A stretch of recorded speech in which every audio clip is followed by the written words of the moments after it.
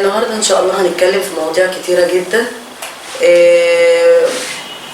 مواضيع كتيره ومهمه وتهم المجتمع بتاعنا، منها الطلاق، الزواج المبكر، انكار النسب لبعض الحالات اللي بتقدم للبرنامج. كل ده طبعا هنساله الاستاذ محمد عبد الجواد الجمعي وهيجاوبنا عليه. اهلا بيك يا استاذ محمد. اهلا يا مرحبا.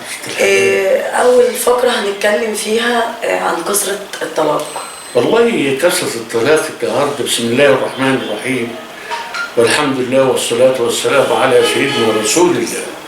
اولا كثره الطلاق اسبابها عدم يعني عدم الرجوع الى الدين. لو كان هناك دين وكله محافظ على كتاب الله وكله بيصلي بيأدي ما عليه مش هيحصل اللي بيحصل. النهارده الواحده من دول بتتجوز والواحد بيتجوز، ما اول ده في جعل قبل الزواج حاجه معينه وهي الخطوبه. الخطبه دي موجوده الاول، بيحفظها بيعرفها بنت مين، ولذلك يختار مين؟ سيدنا رسول الله صلى الله عليه وسلم قال ايه؟ تنكح المرأة لأربع: لحسبها ولنسبها ولجمالها ولدينها. سيدنا النبي قال ايه؟ فاظفر بذات الدين تربت يداك. لأن المتدينة اللي عارفة ربنا دي هتحافظ على الأولاد وهتدي وتؤدي حقوق الزوج، وكذلك الزوج لما يكون متدين وعارف ربنا هيفتح عليه وهيعيشوا في وئام وفي سكينة وفي طمأنينة لأنهم متعرفين على الله سبحانه وتعالى. النهارده كثر الطلاق. ليه؟ كتير الطلاق النهارده. سببه ايه؟ زواج القصورات. العيلة تبقى طفلة ما بلغتش 15 سنة ويروحوا يكتبوا عرفي ويتجوزوا. تيجي البنت تخلف ولد واثنين وثلاثة، بعد ما توصل ال 18 19 سنة تحصل بقى الخلاف، ودي تسيب الزوج يسيب الزوجة والزوجة تترك الزوج ويحدث عملية الطلاق بكثرة. أنا مأذون النهارده عدي 30 سنة. كان في الزمن الماضي ما كناش بنعمل دفتر في السنة. النهارده كل أسبوع في دفتر طلاق. إيه اللي حصل؟ كانت حاجة صعبة. ليه؟ لأن الزوج لا يصلي، وعملية النت النهارده النت عاد بيستعمل لحاجات سيئة، ما يستعمل للخير ونعمل في الخير النت، إنما نستعمله لله سبحانه وتعالى، نتعامل مع بعض كويس. فلو كل واحد منا حافظ وكان عنده دين وصلي وتعبد هتلاقي الزوج يحافظ على زوجته والزوجة تحافظ على زوجها وهيعيشوا في وئام وفي طمأنينة. ما هو يجب في حاجات كمان لازم أن نحافظ عليها، لأن تركنا كتاب الله، تركنا الصلاة، تركنا العبادة. ما فيش الكلام ده. ولذلك نفض ننظر إلى الواحدة المتبرجة. يا أخي انظر لواحدة متدينة. طب لو فيها صفات متدينة وفيها الحسب والنسب والدين والجمال نعمة، طب معها الدين ومع صفة من هذه الصفات يبقى ربنا أنعم عليك بنعم كثيرة. كذلك الزوجة لا تنظر إلى غير زوجها. النهارده الحدث التليفون تتغير وتسيب ولادها. والله أنا طلقت واحدة معاها 3 عيال ورمت زوجها وتركت زوجها. ليه؟ وتقول يا عيلك ايه؟ ادي اللي بيحدث. مش هم الاولاد هم اللي بيشيلوا الهم. ولذلك تلاقي لا حول لهم ولا قوه. واللي بيحدث النهارده خير. يعني النهارده انا بصراحه يعني اشكر رئيس الجمهوريه على انه بيحافظ على الاطفال دي، لان الاطفال منهم بد الملجأ بتركوهم لا حول لهم ولا قوة، لأن ما عادش فيه لا رحمة ولا عاد فيه شفقة من ناحية الزوج ومن ناحية الزوج. فلو عشنا في وئام وتدين وعباده وعرفنا الله حق المعرفة لم تحدث هذه المشاكل على الإطلاق. أكيد طبعا. تعالي بقى إلى يعني اتفضل. حق الزوج إيه؟ على زوجته. وحقها هي إيه عليه؟ الله يفتح عليك. الله يفتح عليك. لنا احنا يعني هم يعرفوا. الله جميل جدا. والمشاكل دي هتهدى شويه. الله يفتح عليك. ما هو كله محن لو ان كل واحد يعني تعرف وكان رحيم بزوجته لم تحدث مشاكل. لا هيعملها بالدين. اكيد. هيعملها بالدين لان لها حق ولها واجبات. مش اخش بره مزاجي فوق السحاب وعندما اخش البيت ليه كده؟ ليه؟ عشان ايه؟ لان الزوجه لها حقوق ولها واجبات. يجب الزوج ان يكون رحيما بزوجته. ننظر لسيدنا رسول الله صلى الله عليه وسلم.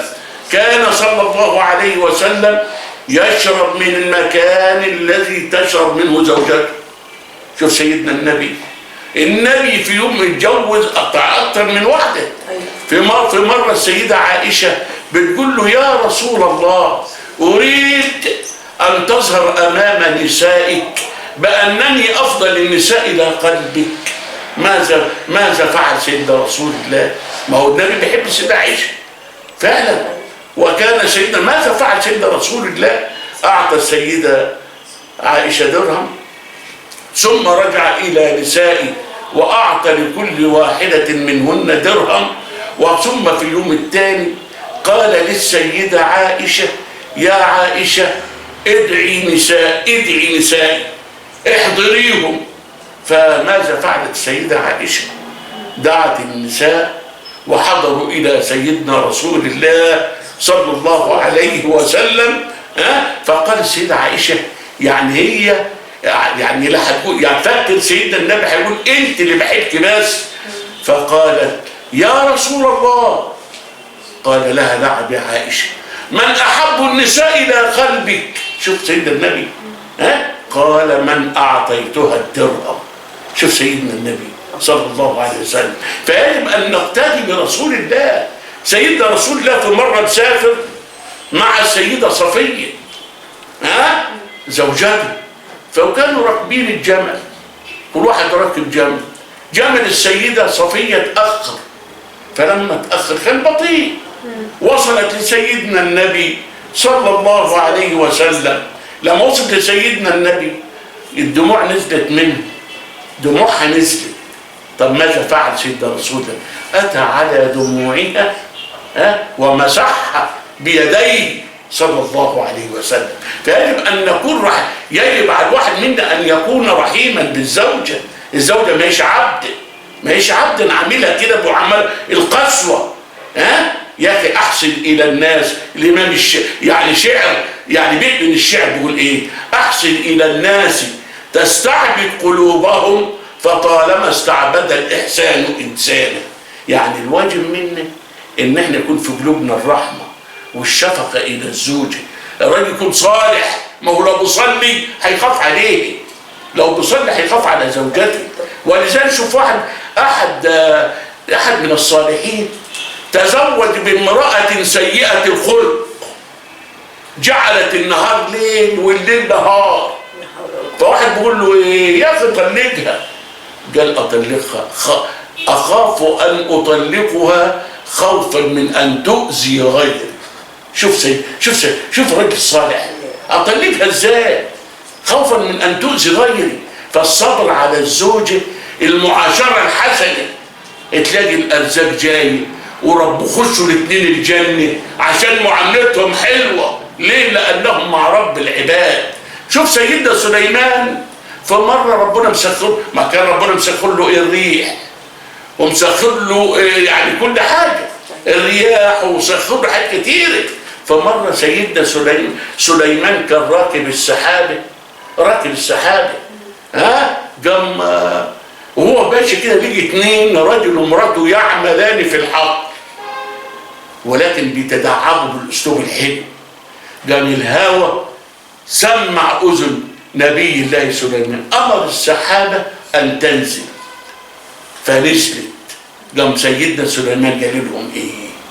ماذا تقولان؟ قالوا لقد أنعم الله عليك يا نبي الله سليمان. فرد عليه النبي الله سليمان قال لهم ايه؟ تسبيحة منكما خير من ملك سليمان.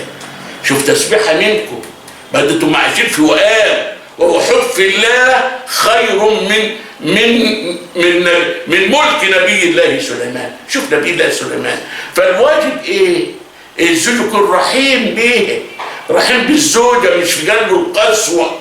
وانا قلت احسن الى الناس تستعبد قلوبهم فطالما استعبد الإحسان إنسان. ولذلك لما نعيش في وئام ربنا هيكرمنا. وشوف المعاشرة الحسنة. أذكر لك حاجة رواية الإمام علي وزوجته فاطمة بنت رسول الله صلى الله عليه وسلم، فاطمة بنت النبي والإمام علي نزل عليهم ضيف في شهر رمضان. فاطمة عملت ايه؟ طبعا الكرم لازم يكرموه. فخلعت القميص وقالت يا علي خذ هذا القميص وبعه في السوق. راح باعوا جدينا ست الحبايب، باعوا ب6 دراهم. قابله مسكين اعطني يا علي، فأعطاه 3 دراهم. ماشي وراجع للبيت. قابله واحد تاني مسكين اعطني يا علي، قام اعطاه 3 التانيين. لا اله الا الله. عمل ايه يا ست الحبايب؟ عمل ايه؟ مشي مروح على البيت. هو عارف ان ربنا حفظه ان شاء الله، لان الرزاق موجود، لان ينسى عبده. قال انا الرزاق ذو القوة الايه؟ المتين. فربنا سبحانه وتعالى وماشي ليجي واحد بيقول له تشتري هذه الناقة يا علي، اشتري الجمل دي، اشتري الجمل دي. قال له ده مش معايا حاجة. قال له اشتريها عندما ييسر الله عليك. قال له يا اشترى ب100 درهم. قابله رجل آخر وهو ماشي بالجمل، قال له تبيع هذه الناقة يا علي. قال له اشتري. فقال له بكم اشتريتها؟ قال اشتريتها ب100 درهم. قال علي ب160 درهم. رجع لصاحب الناقة الأول أعطاه 100 وخد 60 درهم وذهب إلى السيدة فاطمة. فاطمة اشترت الطعام وحضرت الطعام، والرجل أكرموه كرم حلو كرم شديد. ثم قالت للإمام علي يا علي لن آكل من هذا الطعام حتى أن أستشير أبي سيدنا رسول الله. طب راحت لسيدنا النبي وقصت القصة على سيدنا رسول الله. قام النبي تبسم، حبيبي النبي تبسم، قالها يا عائلة يا عائشة يا فاطمة، آسف يا فاطمة أبشري. إيه يا أبشري؟ إزاي أبشر إزاي؟ قال علي تاجر مع الله فأربحه الله، البائع له جبريل والمشتري منه ميكائيل الملك، والناقة مركب علي في الجنة. لا اله الا الله. يبقى الواجب على الزوج في قلب الرحمة والشفقة، حتى لو متجوز غيرها برضه يكون يعني يعدل العدل كويس، لأن العدل مطلوب في الإسلام. يعني مش معنى اتجوز واحدة وأترك التانية، لا، وواحد يتجوز واحدة ويسيبها سنين، ده ربنا فتذروها كالمعلقة، ربنا هيحاسبه حساب عسير. هذا بالنسبة إلى الرحمة بالزوج. تعالي بقى إلى الرحمة بالزوج، مش كده؟ إيه رحمة الزوج بقى؟ إن هي لا تغضب في وجه زوجها. يا سلام، دكتور نفساني. طب زعلني برضه، خلي في بالك الرحمة والشفقة مش تغضبي في وجه زوجك. ليه؟ لأن سيدنا النبي كان إيه؟ أيما امرأة غضبت في وجه زوجها جاءت يوم القيامة مسودة الوجه. يا سلام، شفتي؟ يعني حتى لو غضبت ده هي دكتور نفسها، مش تقعد تلبس بره وتتمتع وعيب ما تخش بيت، لا ده جزء تحسن له وتظهره بالمظاهر الجميله الحلوه، ولذلك كمان لا تخرج الا باذنه. هو ده الصح. اطلع ما اطلعش يبقى براحه الزوج، مش تطلع الا باذنه، لان سيدنا النبي قال ايه؟ هناك امراه معلقه من شعرها، وامراه معلقه من ثدييها، وامراه معلقه من رجليها. فقال ايه دي؟ يعني المعلقه من ثدييها ايه؟ ترضع اولاد الناس بغير اذن زوجها. والمعلقه من شعرها كانت تظهر شعرها على الرجال. فيها يعني والمعلقه من رجليها كانت تخرج بغير اذن زوجها. يبقى يجب على الزوجه يكون في جانبها الرحمه والشفقه للزوج. ولذلك مش هلاقي حبه قاعد في البيت والاقي حياه وحشه اسلوبها شين، بره لابسه ومتمتعه وعندما توصل لجوزها كأن لم يكن شيء. اللهم اكرمنا ولا تهنا وافتح لنا يا رب العالمين. والسلام عليكم ورحمه الله وبركاته. اشكر بلد احنا كنا سعداء جدا بالاستاذ محمد، وطبعا احنا تعرفنا على حاجات كتيره في حقوق الزوج وحقوق الزوجه، وان شاء الله في حلقات تانية جايه هتبقى يعني هنتكلم فيها عن حاجات كتيره تخص الزوجه والزوج والاولاد. ان شاء الله. احنا سعداء جدا. الله يبارك فيكي ويديك الصحه ويسترك يا ست الحبايب. ربنا يخليك، نورتنا الله يبارك فيكي ويسترك. وهنطلب من حضرتك طلب صغير. اتفضلي. دعاء بقى للبرنامج بتاعنا. اللهم افتح لكم ويسر لكم اموركم ويجعل اعلى درجات برامجكم في اعلى الدرجات، ويحبب فيكم خلق الله سبحانه وتعالى ان شاء الله. اللهم كرمنا ولا تهنا يا رب العالمين. يا رب. شكرا. لنا لقاء اخر ان شاء الله في برنامجكم حبة دردشة. ان شاء الله. الى اللقاء ان كان في العمر بقيه ان شاء الله. شوف يا ست الحبيب.